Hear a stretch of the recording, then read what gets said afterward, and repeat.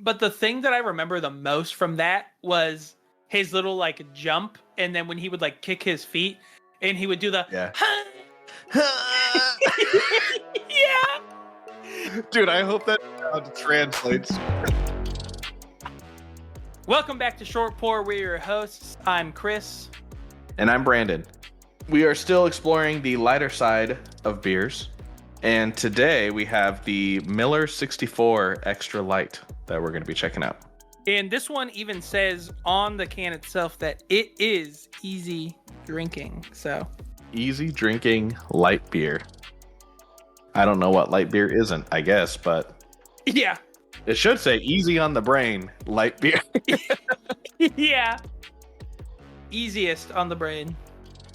Man, if you have not listened to our last episode, that makes zero sense to you, but... Yeah, true. This is, I will say, I don't think I've ever even seen anything marketed as an extra light beer before. And I've certainly never seen anything under like the 90 calorie mark. I guess I don't really like pay enough attention, maybe. Because like, what is the Blue Moon one? It's just light, right?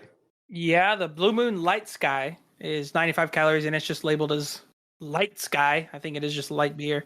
And then they do have the newer one. I think it is just Blue Moon Light. So yeah, and just Blue Moon Light. Also 95 calories. I'm pretty sure that they just just a rebrand, right? Yeah. Yeah. Okay. You want to go ahead and start pouring? Yeah, let's pour this one. Ooh. That is very light. Whoa. Yeah, it's so thin. Yeah, even just like the color of it. Yeah, and it's like really... It does at least have a head that's staying there. Oh, you got a back of the bottle?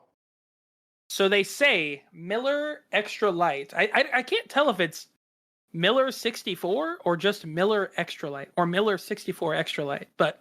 I think it's at least Miller 64 because there's like a registered trademark sign right after the 64. Okay, yeah, so they say, savor the fresh, crisp flavor of Miller 64 Extra Light low-calorie beer.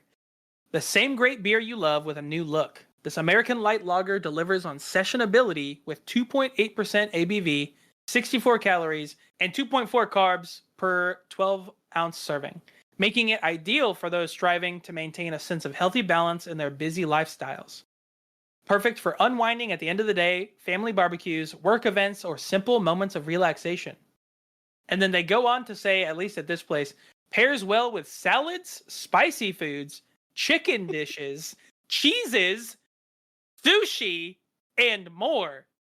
Man, so I guess if you do like a spicy chicken salad, yeah, you can cover like 3 of them. I mean, by them saying and more, I mean, isn't that essentially like kind of mostly everything? I also love the idea that somebody's like, I'm gonna get this really like intricate cheese board, like these really high-end, funky, diverse cheeses, and the perfect pairing is a Miller 64 Extra Light.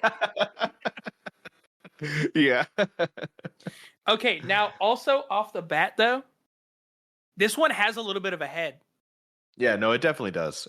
It's like actually staying around a little bit. Yeah. Mine is, at least. Yeah, mine is too. It actually looks pretty close to the one that they have like on the box. Yes. That's actually pretty wild.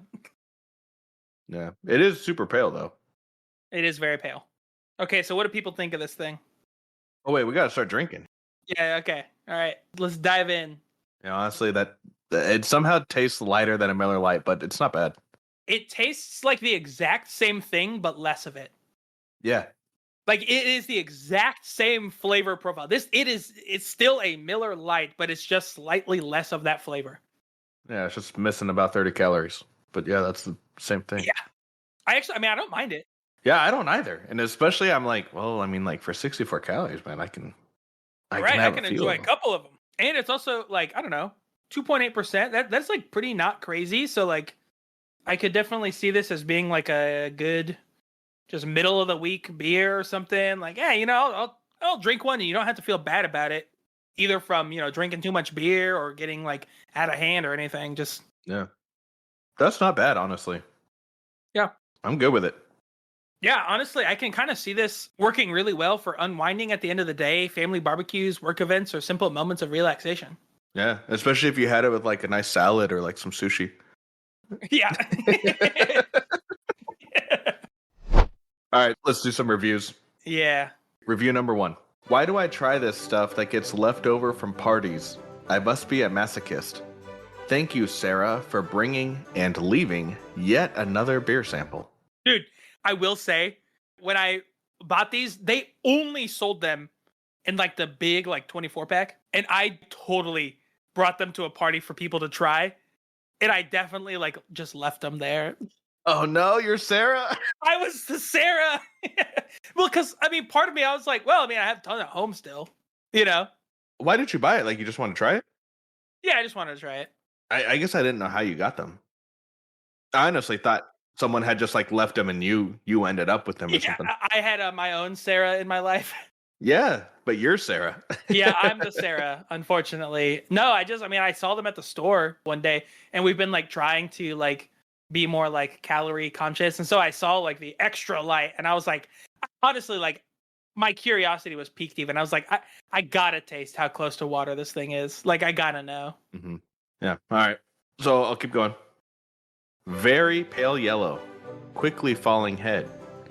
Tastes like Pellegrino mixed with a splash of beer with a funky and not the good kind aftertaste. That is so accurate. It does taste like Pellegrino with just a splash of beer. I don't drink Pellegrino, so I don't know. That's I don't know about that exactly part. what this is, dude. They nailed it. Although, like, I guess I'm not mad about it. Like, they seem to not like it. But that is perfect. Yeah, they end it with skip it unless it's left at your party, and even then, skip it.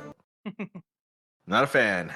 Not a fan. No, I feel like that person also is just like, I mean, this is clearly a beer that's like they know that it's not like you're drinking this purely just because you want to savor the flavor of something. Mm-hmm. You know what I mean? You're drinking it because you want a beer, but you also want lower calories. You know what I mean? Right. Yeah. Yeah. Yeah, that's fine. So I feel like that person just didn't. They're just not the target demographic for what the beer is for, I guess. Because I don't think anybody who even like drinks this would be like, yeah, I drink it because it's the best flavor. You know what I mean? They drink it because of the purpose Right. of it's lower calorie. Well, I think also what might be playing a role is how many were left. Like if they bought a 24 pack and left 23, then I'd be Yeah, like, true. okay, even you couldn't even do 2, really? Yeah. You just drank the one and left me with the other. Yeah. To be fair, I think I left 4 because I brought 6, Yeah, that's not bad. and like me and one other guy had them. All right, you want number 2? Yeah. I am a sippy cup drinker. What the I feel like I fuck? say this almost every episode, but what does that mean? What? I am a sippy cup drinker. I think they mean that they are slow, or like like they like really nurse them at they're slow to drink them or something. I don't know what that means. Yeah, what? Yeah, I don't know what that means. Or are they trying to say that like they're a baby to drinking beer? Like they're still new to drinking beer. I don't know what that means. I don't know. That's I'm not bizarre, sure. dude. No. They continue. I put the cap on the bottle and left this beer out overnight. 11 hours later equals still bubbling and no less refreshing. All beers should taste good and be enjoyable at room temperature. I'm like, oh, you left it out overnight. And then I was like, I'm going to go ahead and just finish that beer. Yeah, that also means that he drank it like first thing in the morning. Well, like maybe they left it out at midnight, and drank it at noon.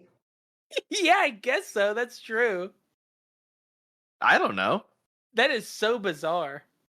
Or like 1 a.m. to noon or something. I guess 11 hours, not a full 12, but I don't know. They finish. Most beers are sensitive, like soft red apples that brown and rot before done enjoying them. If you leave the slices of apple without the Corona lime added, many beers equal #Bud Light garbage cans. Is that it? That's how it ends. Yeah, that's the whole review. What? I'm gonna go ahead and say it. I'm starting to think that people that leave reviews for beer are not the most coherent bunch. Yeah, no. We get a lot of really off the wall stuff. It's like Yeah. I don't know what I'm reading. We're usually left only theorizing as to what the hell was going through their mind at the time. Yeah. Yeah, so he essentially just wants a beer that he can do whatever he wants to it and it still like be drinkable. That's like mostly seems like what he cares about. At any temperature, at any time. Yep, at any given time. But I mean the can doesn't lie. That's easy drinking. That is true. Hey, so we didn't plan this from last episode, but I also did decide to look into something from our childhood. Based on this beer, Miller64, I decided to explore the history of the Nintendo 64. Oh, dude, that's awesome. All right, so let's throw it to our sponsor real quick and we'll come back with the history of the Nintendo 64. Are you tired of regular peanut butter? Well, I'm Peter Peener, and I'd like to introduce you to my famous peanut butter alternative called Peter Peener's Peener Butter. Have a banana? Enjoy it with peanut butter. Got crackers? Spread some peanut butter on them.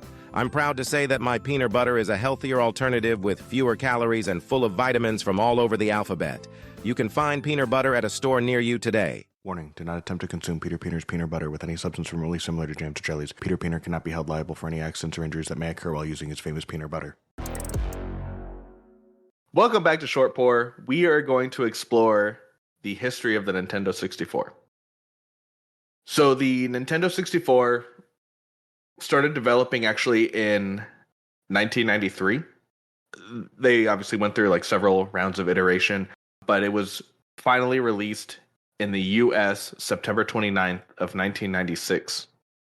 Initially, they actually wanted to call the Nintendo 64 the Nintendo Ultra 64.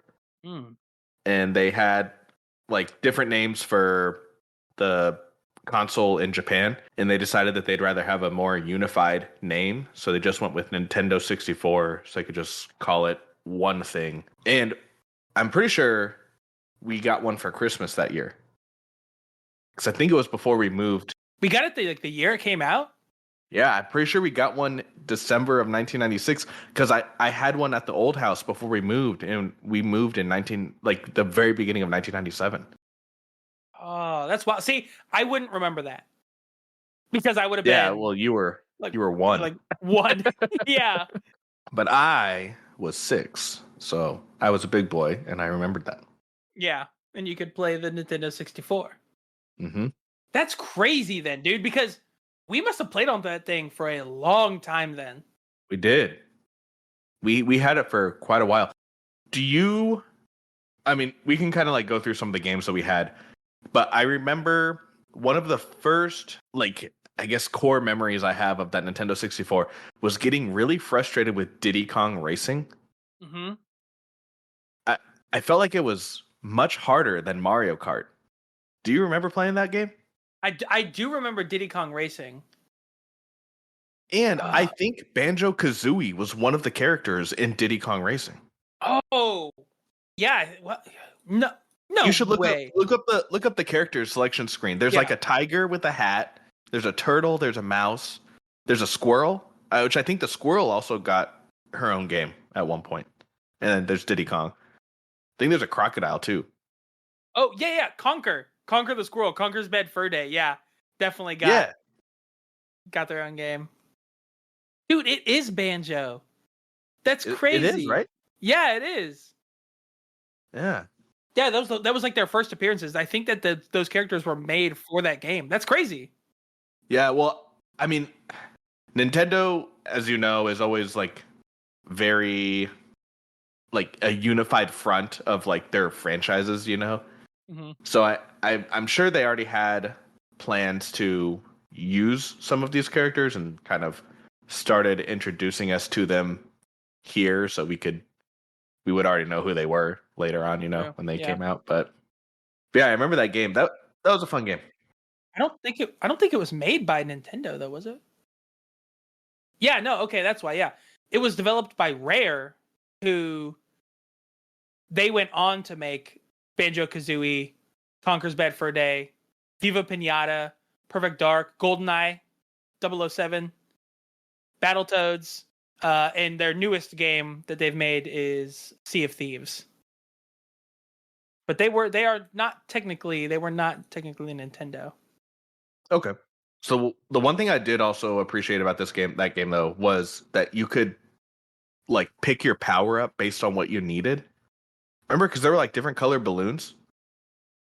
Oh yeah, because some of them would be like offensive and stuff.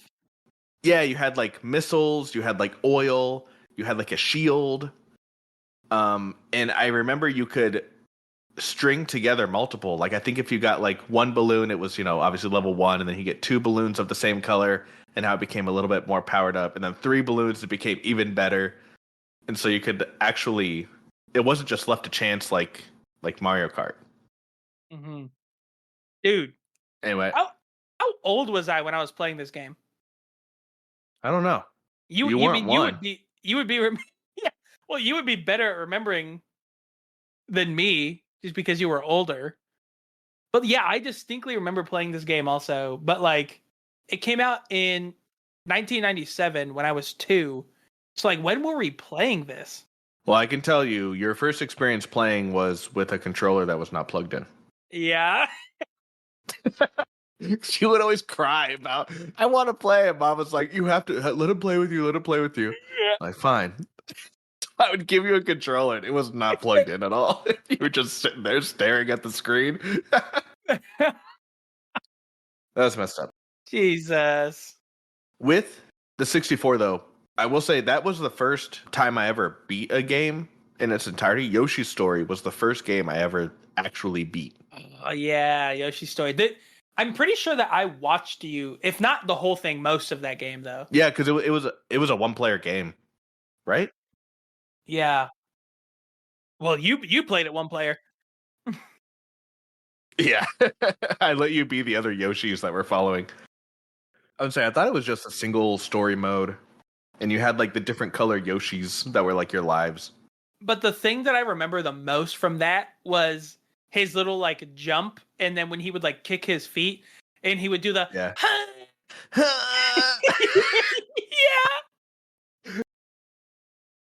I'm pretty sure we would do that sound like all the time. It sounds like you're like pooping or something. Yeah, because it was supposed to be like struggling. Yeah. And then whenever he would stick his tongue out and he would go badang, badang, Badum, like that. badum. Yeah. They had good sound effects. Yeah, that was so That was a good game. The other thing, I don't know if you remember this. Do you remember Wave Race? Was that on like Sea-Doos or jet skis? It was a jet ski, and it was actually in partnership with Kawasaki. Yes, I remember this, dude. We thought this game was like so badass. Well, yeah, do it was, remember but that. it was also like looking back on it, it was like, why did they make a racing game on jet skis? Like it just seemed like such a random thing, but it was fun. Yeah, I do remember it being fun. I think that was also one of the first games because I feel like everyone had that game. Yeah, like it was like a launch game. Like it just came with the 64 when you bought it or something. Yeah. Wave Race 64. It even says Kawasaki on there, like on the actual box. Yeah. Yeah, Kawasaki jet ski. Continuing on though with the history of the N64, it was named Time Magazine's Machine of the Year for 1996. Seems like a big deal, right? Yeah, it does seem like a big deal, especially because it came out with only a couple months left in 1996. Yeah, that's true. They only had like 2 months of playing it, and we're like, yes, this is it. This is it. Yep. Whatever medical advances we've made this year, pale in comparison Fuck 'em. to the 64-bit gaming system. Yeah. You don't understand, dude. You can play as a bear racing a car. It's 3D. Yeah. It's sponsored by Kawasaki. Yeah, they got actual sponsorship. Yeah. A random side note with it. Apparently, in 1982, Time named their Person of the Year was the PC, and it's the only time a machine has won, or a man-made object has won Person of the Year. What? Like just the personal computer in general? Yeah. Yeah, it was named Person of the Year. What year? 1982. Apparently really pissed Steve Jobs off. That is pretty wild. That is weird to have a person of the year be objectively not a person, not even alive. Yeah. But I mean, obviously it was an incredibly impactful thing. Yeah, it was. Seems like it could have been, on a different list, like let's say Machine of the Year list. Dude, it also is like, can you imagine? I don't know, maybe being like a person that you thought like, dude, I think I got Person of the Year wrapped up. And Yeah. you lose to the computer. You know those people who made all those advances in medical science this year? Fuck them. Yeah, it wasn't them. It was the computer. They didn't do it. In 2011, IGN named the Nintendo 64 as the 9th best video game console. And with you knowing a lot about video games, I want to see if you can guess the 8 that beat it out. Ooh, okay. So keep in mind, it's 2011. So Yeah, it's 2011. So before Xbox One and like that generation. yes. Okay, so And when you guess them, I'll tell you the number. the ones above it would be the GameCube. No. No? No, it did not. Wow. Okay. It was in the top 25, but it did not beat it. The 64. Okay. The PlayStation 3. What the fuck? The PlayStation 2. Yes, that was number 3. Okay. The Wii. No. Okay. That would be the one I was shaking on. The original Xbox. No, I was actually surprised by that. It's close, but it wasn't in front of the 64. Okay. The Xbox 360 has to be on there. Yes, it was number 6. Okay. Geez, number 6. Holy shit. Okay. So I've only got 2 so far. Yeah. Jesus Christ. Okay. The PS1. Yes, that was number 7. Okay. This is a huge just nostalgia factor then. There's no way that the PS3 is not better than. There's no way. The GameCube was phenomenal. Okay, whatever. So I think some of their criteria was just like impact in the video game world. Okay. Because like a PS3 is objectively better than a Nintendo 64, but I think it's more of like the PS3 was just an improvement on what was already there. It didn't like change. You didn't really change a whole lot. Okay. So what? The Atari? Yes, that was number 2. The Sega Genesis? That was number 5. The Sega Dreamcast? Yes, the Dreamcast is on there. Yeah, I didn't think it would be better than the Nintendo 64, but is one of them like an arcade cabinet or is it an actual home console? No, it's an actual console. Yeah. Oh, okay. All right. So then what? Like the Super Nintendo? Yes, that's number 4. Okay. And so which number am I missing? Number 1. Is it it's probably like an older one? It's not like crazy old. You're gonna be mad at yourself if you don't get it. Really? Yeah. Because you already said its successor. Yeah, I can't remember. I don't know then. The original Nintendo and the original NES. Oh God! Okay. God damn it! I told you. Yeah, that one was number you're 1. right. Okay. I don't know what their criteria was for that, but I assume some of it's got to be like just like a level of impact that they had with that world, and also like how good it actually was. But with the Nintendo 64, right, it has that super unique controller, like the M-shaped controller.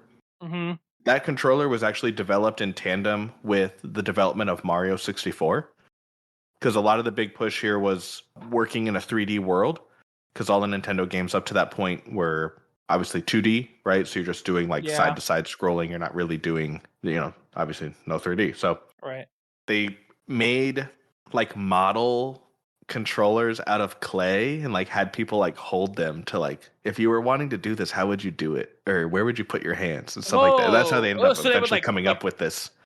So they would like shape it, like pressing in or something. Yeah, I guess of like yeah, and so like that's how they came up with the design. So it was actually designed to be held three ways, which I thought was interesting. I mean, I guess I always assumed there was more to it, but I only ever held it one way. Mm-hmm. I only held it with my one hand in the middle and one hand on the right, and that is the only way I played those games. Yeah. I know some people hold it with like their right hand like turned the other way, right? Yeah, I mean, I guess, but so there were three main ways that they had like designed it. So the way I described, one hand in the middle, one hand on the right, that was for 3D featured games. There was another way to have it with your hands only on the outsides, and that Mhm. was supposed to be for 2D games. Yeah. Which ended up being like pretty much yeah, objectively wrong, like just incorrect. Yeah, like I like never used the D-pad. Yeah. But there is a third way, one hand in the middle, one hand on the left. And I can tell you, Uh, I've never held a Nintendo 64 controller that way. yeah, that just seems wrong. It is wrong. But it was for games that, like, they basically wanted you to use it in the same way we use the dual analog sticks now, Mhm. where one would control player movement and one would control, like, where you're looking. And that was the idea with like that. Oh, And I guess we gotcha. just didn't Yeah. play games that use that. Utilized it. Yeah, that makes sense. Yeah, but I never even thought to do it like that. Another thing that's interesting with the Nintendo 64, they only had 388 games officially released for it. And just for like a comparison, the Sega Saturn had over 1,000 and the Super Nintendo had over 1,700. So it like wasn't even close in terms of like the development of the actual games for it. Yeah. So a lot of that was the difficulty of using cartridge. I guess, I mean, at the time, obviously there was the like CD push, right? Because like Mhm. Sega Genesis had already come out, and then the like PlayStation was kind of like that's what it was trying to compete with. And the prevailing thought was that Nintendo was going to be switching to the CD because they had tested some with like a Super Nintendo type thing, and so they thought that that's what they were going to do. But they ended up sticking with cartridges, and they took longer to make, so that like slowed them down. I think they held less memory too, right? They did, yeah. They had up to 64 megabytes of data, and the CD had up to 650 megabytes of data, Mm-hmm. which led to its downfall that we'll get into in just a second. Yeah. Their argument for sticking with cartridges and not producing very many games is like one, it just takes longer. But with the cartridges, it had virtually zero load time. Oh, yeah. You didn't really have loading screens like with the PlayStation you did, right? Like you had to True. Yeah. just literally sit there and wait. It's super fast in terms of that once you get into it. And they're more resistant to physical damage. Whereas like with a CD, if you get a Mhm. scratch, like it's done, you know? Yeah, because everything's like internal. Yeah. But with the cartridges, they took longer to make. They actually cost more. They didn't hold as much data. So that started to become really apparent with cross-platform games. And so people then started to realize, like, whoa, this looks much better on the PlayStation because of like all these extra textures and I can do more.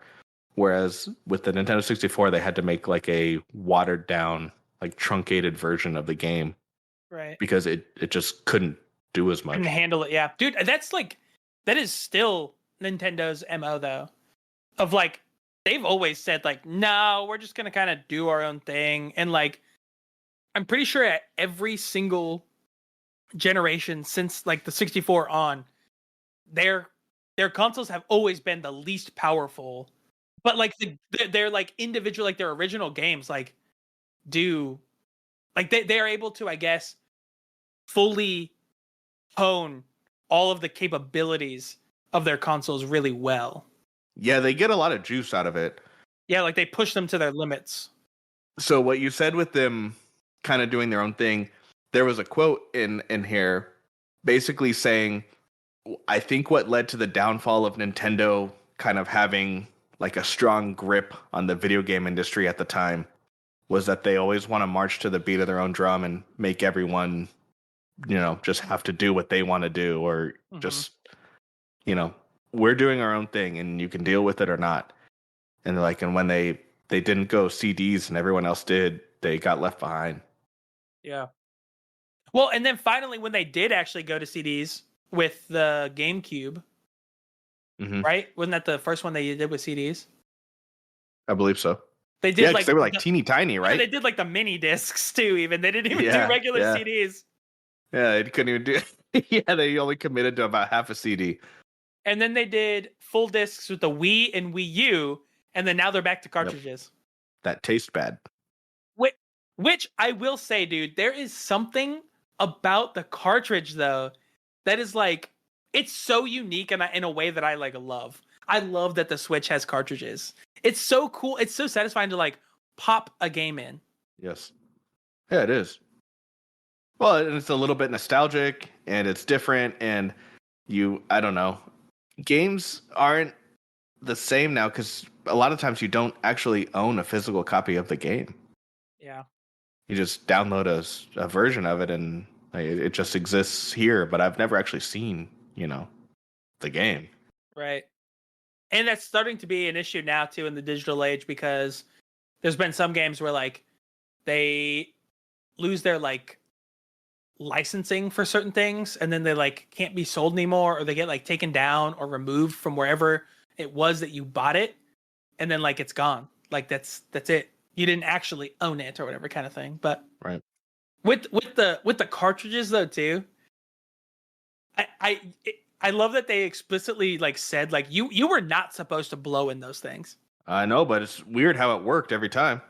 I know.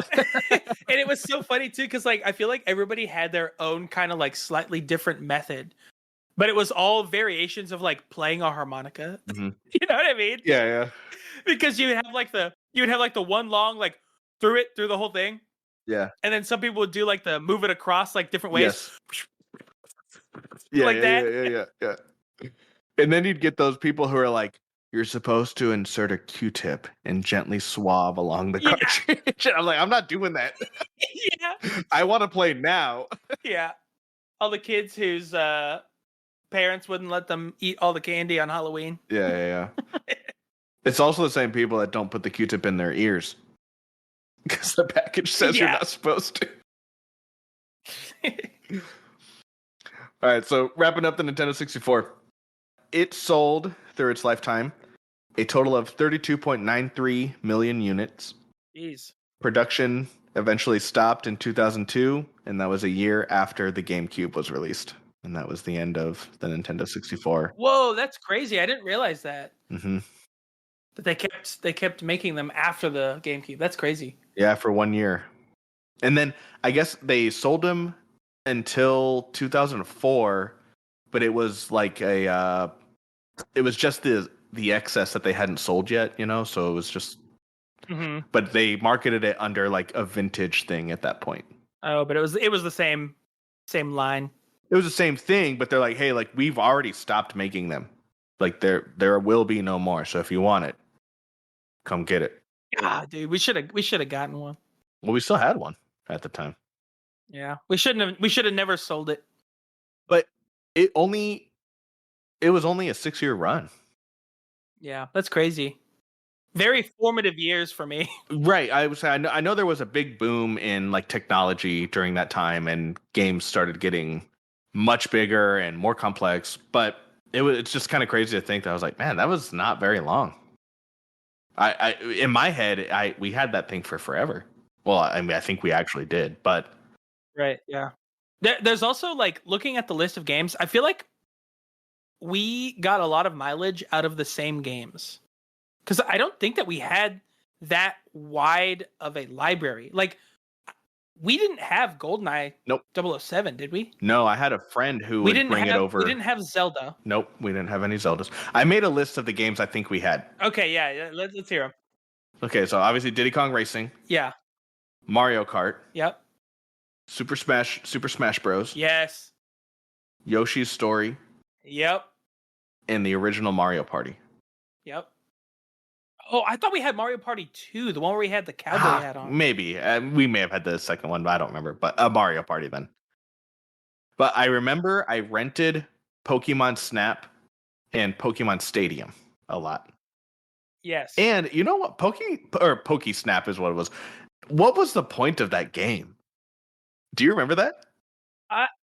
Yeah, like you just like took pictures of them. I don't know. Yeah. They released a newer one, and I still don't get it. Yeah, you just like you were People in like like it. a car and they just drove you through like a safari kind of thing.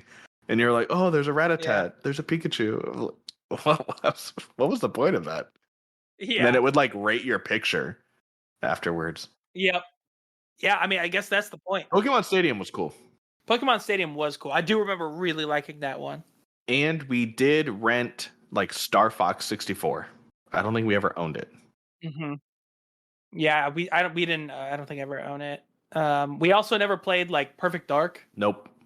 I don't think we ever played the original like Banjo-Kazooie games. I don't think we. We definitely rented Donkey Kong 64. Yes. At least. Yeah. I don't think we owned it, but I think we did rent it.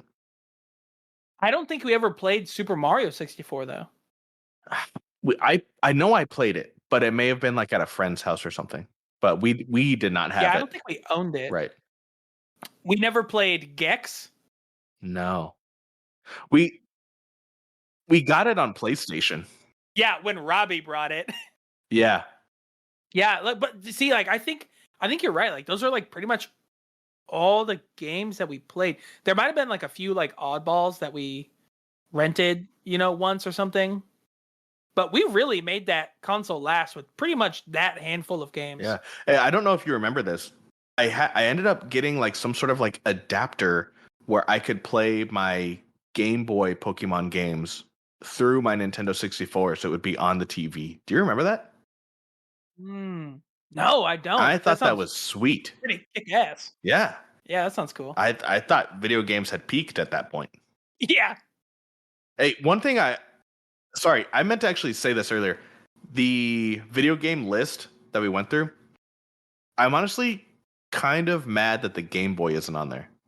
Or wasn't in the top 8. Yeah, that's true. Yeah, as like a handheld. Yeah, it was landmark. A so much more complex like handheld version. It was so popular. It was really, really good at what it did.